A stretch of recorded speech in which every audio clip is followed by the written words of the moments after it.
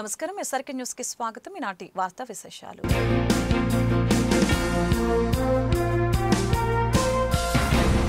ఆంధ్రప్రదేశ్ సచివాలయంలో బుధవారం ముఖ్యమంత్రి నారా చంద్రబాబు నాయుడు అధ్యక్షతన కేబినెట్ సమావేశం జరిగింది. ప్రభుత్వం అధికారంలోకి వచ్చి ఏడాది పూర్తయిన సందర్భంగా ఇప్పటివరకు అందించిన అభివృద్ధి సంక్షేమ పథకాలపై మంత్రివర్గ సమావేశంలో సుదీర్ఘంగా చర్చ జరిగింది.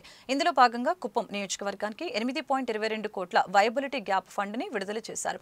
పాఠశాలలు పునఃప్రారంభం పథకాలకి సంబంధించిన పలు కీలక అంశాలపై కూడా కేబినెట్ లో చర్చ జరిగింది. కూటమి ప్రభుత్వం ఎన్నికల వాగ్దానాలని అమలు చేయకుండా ప్రజలకు వెన్నుపోటు పొడిచిందని ఆరోపిస్తూ గుంటూరులో వైసీపీ వెన్నుపోటు కార్యక్రమాన్ని చేపట్టింది.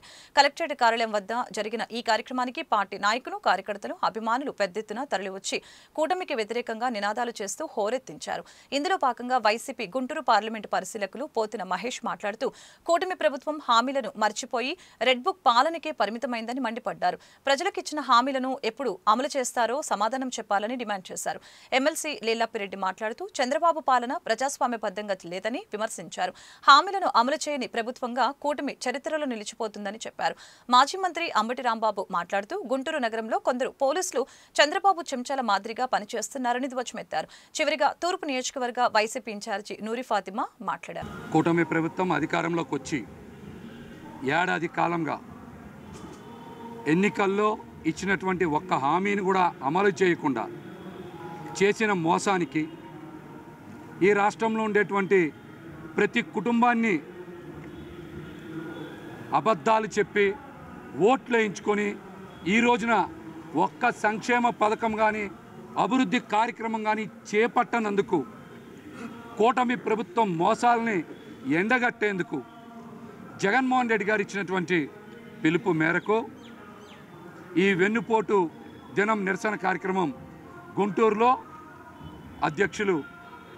జిల్లా అధ్యక్షులు అంబటి రాంబాబు గారి అధ్యక్షతన, నగర అధ్యక్షురాలు నూర్ ఫాతిమా గారి అధ్యక్షతన, అదేవిధంగా ఎమ్మెల్సీ అప్పిరెడ్డి గారు అందరూ కూడా ఇందులో పాల్గొని కూటమి ప్రభుత్వాన్ని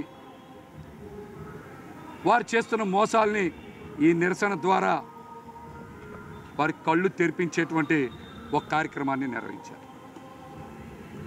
పదే పదే జగన్మోహన్ రెడ్డి గారి మీద విమర్శలు చేసేటువంటి కూటమి ప్రభుత్వం మీరు ఒక్కటంటే ఒక్కటైనా సరే జగన్మోహన్ రెడ్డి గారిలాగా సంక్షేమ పథకం అమలు చేశారా? ఆయనకన్నా మిన్నగా చేస్తున్నారు కదా. మిన్నగా చేయడం అంటే ఉన్న పథకాలని తీసేయడమా? మీరు ఇచ్చినటువంటి హామీలని ఎగ్గొట్టడమా? మీరు దీనికి సమాధానం చెప్పాలి. పదే పదే గతంలో అప్పులు తెస్తూ ఉన్నారు, శ్రీలంక అవుద్దని మాట్లాడారు. ఈ ఏడాది కాలంలో నిన్న మంగళవారానికి చంద్రబాబు నాయుడు గారి కూటమి ప్రభుత్వం 1,53,000 కోట్ల రూపాయలు అప్పులు చేసింది. ఈ అప్పులు ఎవరి ఖాతాలోకి వెళ్ళి ఎవరి జేబుల్లోకి వెళ్ళి ఒక్క సంక్షేమ పథకం కానీ ఒక్క అభివృద్ధి కార్యక్రమమైనా చేపట్టారా? మరి ఈ రోజున ఒక్క ఏడాదిలోనే 1,53,000 కోట్ల అప్పు చేశారు. జగన్మోహన్ రెడ్డి గారి 5 ఏళ్ల పాలనలో 3,24,000 కోట్లు. మరి ఏడాదిలో మీరు చేసినటువంటి అప్పులతో ఆంధ్రప్రదేశ్ ఏమవుద్ది? శ్రీలంక అవుద్దా, సోమాలియా అవుద్దా, ఏమవుద్దో కూడా చంద్రబాబు గారు, పవన్ కళ్యాణ్ గారు సమాధానం చెప్పాలి. భారతదేశ చరిత్రలో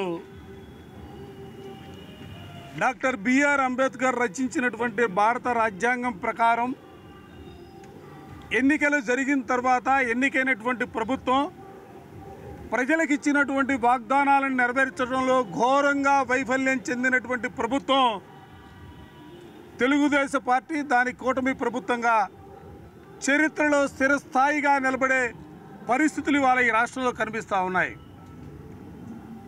ఏ ప్రభుత్వం అయినా కూడా అధికారంలోకి వచ్చిన తర్వాత సహజంగా వాళ్ళు ఇచ్చినటువంటి ఎన్నికల మేనిఫెస్టోకు సంబంధించినటువంటి అంశాలను అమలు చేయడంలో కానీ ప్రజలకు సంబంధించినటువంటి ప్రజలకు అవసరమైనటువంటి కార్యక్రమాలు చేయడంలో సహజంగా ముందుంటుంది. కానీ దురదృష్టం 40 సంవత్సరాల రాజకీయ ఇండస్ట్రీ, 4వసారి ముఖ్యమంత్రి చంద్రబాబు నాయుడు నేతృత్వంలో ఈ రాష్ట్రంలో ఎక్కడా కూడా ప్రజాస్వామ్యబద్ధంగా పరిపాలన చేస్తున్నటువంటి పరిస్థితి లేదు. ఎన్నికల మేనిఫెస్టోను అమలు చేస్తున్నటువంటి పరిస్థితి లేదు. ప్రజలకు కావాల్సినటువంటి కనీస సౌకర్యాలు కూడా అమలు చేయనటువంటి దౌర్భాగ్యమైనటువంటి పరిస్థితులు ఇవాళ ఆంధ్ర రాష్ట్రంలో నెలకొని ఉన్నాయి. వైఎస్ఆర్ కాంగ్రెస్ పార్టీ అధ్యక్షులు జగన్మోహన్ రెడ్డి గారి పిలుపు మేరకు అన్ని నియోజకవర్గాల్లో 175 నియోజకవర్గాల్లో నిరసన కార్యక్రమాన్ని నిర్వహించడం జరిగింది.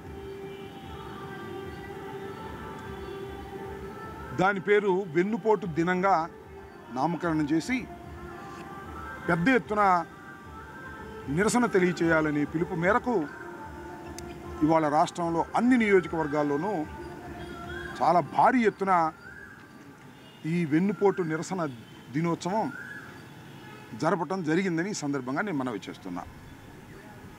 దానిలో భాగంగానే గుంటూరు పట్టణంలో చాలా పెద్ద ఎత్తున ఈ కార్యక్రమాన్ని నిర్వహించి కలెక్టర్ గారికి మెమోరాండం ఇవ్వటం జరిగింది. చాలా నిర్బంధాలు, ఒత్తిడులు, పోలీసుల బెదిరింపుల మధ్యన జరిగినటువంటి నిరసన ఇది. ఎందుకు చెబుతున్నానంటే ఈ వెన్నుపోటు దినోత్సవాన్ని, ఈ వెన్నుపోటు దినాన్ని జరపుకోకుండా ఉండేందుకు పోలీసులు అన్ని చర్యలు తీసుకునే ప్రయత్నం చేశారు. ఉదయమే నా ఇంటి దగ్గరికి ఎస్ఐ గారు, కానిస్టేబుల్స్ వచ్చి ఎవరైనా నా ఇంటికి వస్తుంటే వారి బైకులు తాళాలు తీసుకునేటువంటి ప్రయత్నం చేశారు. బయలుదేరి వస్తుంటే మమ్మల్ని ఆపి మాతో ఘర్షణ పడే పరిస్థితి తీసుకొచ్చారు. నేను ఒక్క విషయాన్ని చెప్తున్నా, మేమందరం, మరి ముఖ్యంగా నేను లా అబైడింగ్ సిటిజన్ని, చట్ట ప్రకారం వెళ్ళేటటువంటి వ్యక్తిని, నిరసన తెలియజేసే క్రమంలో మావాడు తప్పు చేసినా నేను అంగీకరించను. ఒక పద్ధతి ప్రకారం మేము ఏది అనుకున్నామో దాని ప్రకారం జరపాలని మేము అనుకుంటే మా ముక్కు గోగుతున్నారు, మాతో ఘర్షణ పడేటటువంటి పరిస్థితి తీసుకొస్తున్నారు. అందరు పోలీసులు కాదు, చంద్రబాబు చెంచాలు ఇక్కడ కొంతమంది ఉన్నారు, లోకేష్ చెంచాలు ఇక్కడ కొంతమంది ఉన్నారు. వాళ్ళు మాతో ఘర్షణ పడాలనేటువంటి ప్రయత్నం చేస్తున్నారు. We don't care. ఏం చేస్తారు మీరు? మమ్మల్ని అరెస్ట్ చేస్తారు, లోపలేస్తారు, అంతే కదా? లేకపోతే తెనాలిలో కొడతారా? ఏం చేస్తారు మీరు అడుగుతా ఉన్నా. మేము చట్టబద్ధంగా వెళుతున్నటువంటి వ్యక్తులం, ఈ రాష్ట్రాన్ని 5 సంవత్సరాలు పరిపాలించినటువంటి రాజకీయ పక్షానికి చెందినటువంటి వ్యక్తులం. మేము ఒక పద్ధతి ప్రకారం నిరసన ప్రజాస్వామ్యంలో తెలియపరుస్తూ ఉంటే ఈ రకమైనటువంటి ఒత్తిళ్లు, దుశ్చర్యలకు పోలీసులు కాకి బట్టలు వేసుకొని ప్రవర్తించడం సరైనటువంటి విధానం కాదని వారికి హెచ్చరిక చేస్తున్నానని కూడా ఈ సందర్భంగానే మనవి చేస్తున్నాను. ఈ రాష్ట్రంలో వెన్నుపోటు దినం చాలా చక్కగా ప్రతి చోట కూడా నిర్వర్తించడం జరిగింది. దీనికి ముఖ్యంగా వైఎస్ఆర్సీపీ పార్టీ ఒక స్టెప్ తీసుకుంటే వాళ్ళకి మద్దతుగా ప్రతి ఒక్క కార్యకర్త కానీ, ప్రతి ఒక్క ప్రజలు ఎవరు మోసపోయారో వాళ్ళందరూ వస్తున్నారు. దీనిలో మీరు ప్రధానంగా చూసుకుంటే ఎక్కడైనా కూడా మీరు టీడీపీ ఎమ్మెల్యేలు ఈ మధ్య మాట్లాడుతూ వీళ్ళు వెన్నుపోటు దినం చేస్తున్నారు, వైసీపీ వాళ్ళు వెన్నుపోటు ప్రజల్ని చేశారని చెప్తున్నారు. కానీ ప్రధానంగా వాళ్ళు చెప్తున్న 3 మాటలు. మేమేమో పెన్షన్ ఇచ్చాము, ప్రతి రాష్ట్రం మొత్తం 4,000 చెప్పాము, 4,000 ఇచ్చామని చెప్తున్నారు. కానీ దీంట్లో ఇంకొక వాగ్దానం కూడా వాళ్ళు చేశారు. బీసీలు 50 సంవత్సరాలు దాటిన ప్రతి ఒక్క మహిళకి మరి పెన్షన్ ఇస్తానని చెప్పారు. అదేమి పోయింది అది. అలాగే మీరు చూసుకుంటే పిల్లలకి, చదువుకున్న పిల్లలకి ప్రతి ఒక్కళ్ళు కూడా ఫీజు రియంబర్స్మెంట్ కానీ, లేకపోతే తల్లికి వందనం అని చెప్పి మోసం చేశారు. మరి అది ఎక్కడికి పోయింది? జగన్మోహన్ రెడ్డి గారు ఆ టైంలో ఏం చెప్పారో ప్రతి ఒక్కటి కూడా నిర్వర్తించుకుంటూ స్కూల్లో కానీ, లేకపోతే నాడు నేడు వాళ్ళ స్కూల్ డెవలప్మెంట్ కానీ, ఎడ్యుకేషన్ పరంగా కానీ ప్రతి ఒక్కటి కూడా చేసుకుంటూ వచ్చారు. అలాగే ప్రధానంగా అన్నా క్యాంటీన్ అని చెప్పి చెప్తున్నారు. అన్నా క్యాంటీన్లో ఆ స్కీమ్లో ఎంత స్కామ్ జరుగుతుందో ప్రతి ఒక్కళ్ళకి కూడా తెలుసు. మరి ఇవన్నీ వాళ్ళు చెప్పేవి అన్నీ స్కీములే కానీ ఎక్కడ చూసినా ఆ స్కీమ్ అమలు అవటం వదిలేయండి, కానీ దానివల్ల స్కాములు మాత్రం బాగా చేసుకుంటూ వస్తున్నారు. ఈరోజు అందరూ గలమెత్తి ప్రతి ఒక్కళ్ళు కూడా ఒకే మాట మాట్లాడుతున్నారు, మేము మోసపోయాము, ఈ ప్రభుత్వం వల్ల మేము మోసపోయామని చెప్పి ప్రతి ఒక్కళ్ళు చెప్తున్నారు. రైతులకి జగన్మోహన్ రెడ్డి గారు అండగా ఉంటే రైతుల్ని మోసం చేసింది చంద్రబాబు నాయుడు గారు. మరి ఎక్కడ కూడా మీరు చూసుకుంటే పొగాకు రైతులు కానీ, లేకపోతే మిర్చి రైతులు కానీ ఎంతమంది ఇబ్బంది పడుతున్నారు, ఎంతమంది ఆత్మహత్య చేసుకున్నారో మీరందరూ చూడొచ్చు. ఇలాగా ఈ రాష్ట్రంలో లా అండ్ ఆర్డర్ కానీ ఈ రోజే మీరు చూడొచ్చు, ప్రతి ఒక్క నాయకుడు ఎవరు మరి ఈ కార్యక్రమాన్ని ప్రోత్సహించి చేస్తున్నారో వాళ్ళని ఆపేందుకు లేకపోతే వచ్చే వాళ్ళందరినీ ఏ విధంగా ప్రలోభ పెట్టడానికి చూశారు. కానీ ఎవ్వరు కూడా వాళ్ళు ఎక్కడ ఆగకుండా మేము ఖచ్చితంగా ఈ ప్రోగ్రాం జగన్మోహన్ రెడ్డి గారు ఇచ్చిన ఆదేశం, ఈ రాష్ట్రానికి మేము వెన్నంటే ఉంటామని చెప్పి ప్రతి ఒక్కళ్ళు కూడా ఇక్కడికి వచ్చి మరి మద్దతు ఇవ్వడం జరిగింది.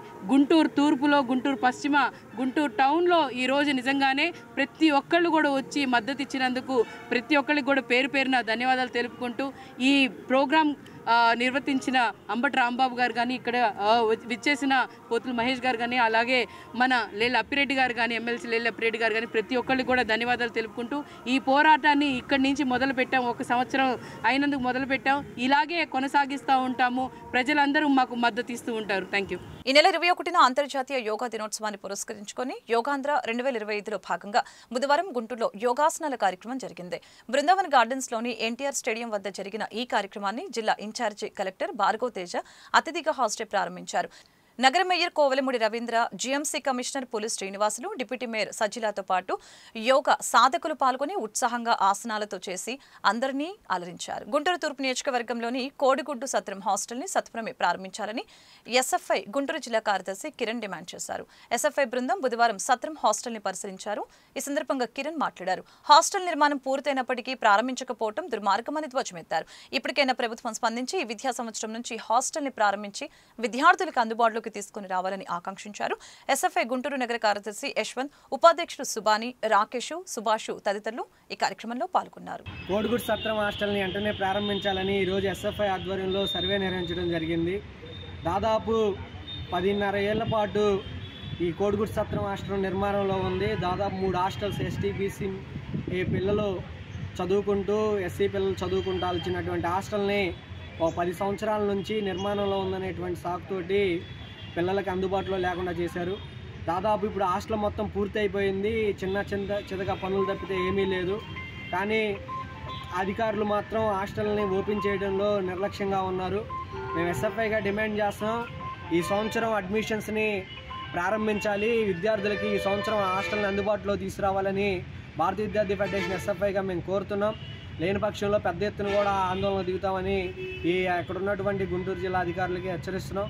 కావున అధికారులు వెంటనే స్పందించి కోడిగుడ్డు సత్రం హాస్టల్ని వెంటనే ప్రారంభించాలని చెప్పి మేము ఎస్ఎఫ్ఐగా డిమాండ్ చేస్తున్నాం. స్కూల్ అసిస్టెంట్ల వెబ్ ఆప్షన్ల ఎంపిక గడువుని గురువారం వరకు పొడిగించాలని యూటీఎఫ్ గుంటూరు జిల్లా ప్రధాన కార్యదర్శి ఎం కళాధర్ డిమాండ్ చేశారు.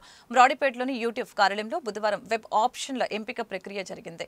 మాజీ ఎమ్మెల్సీ లక్ష్మణరావు ప్రక్రియను పరిశీలించారు. యూటీఎఫ్ రాష్ట్ర అధ్యక్షుడు వెంకటేశ్వర్లు పాల్గొని సర్వర్లో సమస్యల్ని ఎప్పటికప్పుడు అధికారుల దృష్టికి తీసుకుని వెళ్లి పరిష్కారానికి తన వంతు కృషి చేశారు. దీంతో యూటీఎఫ్ కార్యాలయం కిటకిటలాడింది. ఈ వార్తలు ఇంతటితో సమాప్తం. మరొక బులెటిన్లో మళ్ళీ కలుద్దాం. నమస్కారం.